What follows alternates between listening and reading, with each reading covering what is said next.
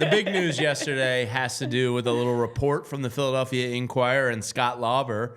And this is, look, it sucks that you didn't get the guy, but I think it's very encouraging not only that you were so heavily involved, but I think it also lays some seeds to bear in Japan, maybe down the line. But this is the quote from Scott Lauber's story in the Inquirer regarding Yamamoto.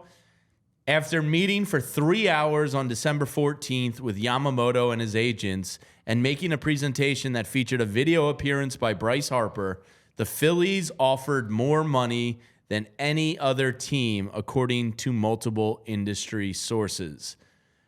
Dave Dombrowski said it when he joined WIP like 3 weeks ago. He says, I think people would be shocked at the amount of money we had on the table for Yamamoto. Yamamoto obviously took $325 million from the Los Angeles Dodgers, but I think this just tells you sometimes money doesn't make all the decisions. Yamamoto and Ohtani are 6.5 hours closer to home on the West Coast than they would be anywhere on the East Coast.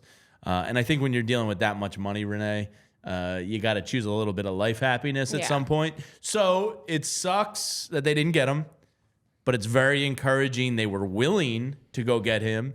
And I think almost more importantly, I think it sends some shockwaves through Japan that the Phillies, not only have they bolstered their scouting over there, they set up a little bit of a center, but they just put on the table and said, we're big money spenders.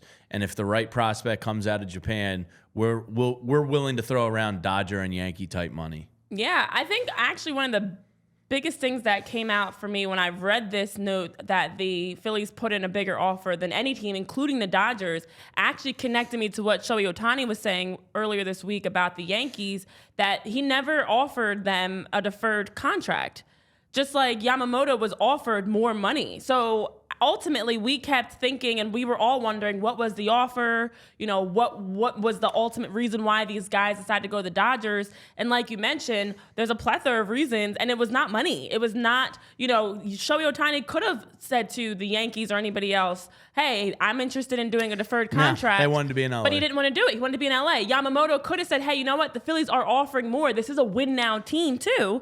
It's not like this is, the Giants or the Red Sox or someone that's offering him this big. This is a win-now team that's offering you the most money, and you still chose to go to the Dodgers. So I think for Phillies fans, it definitely gives a better feeling of, okay, you know what?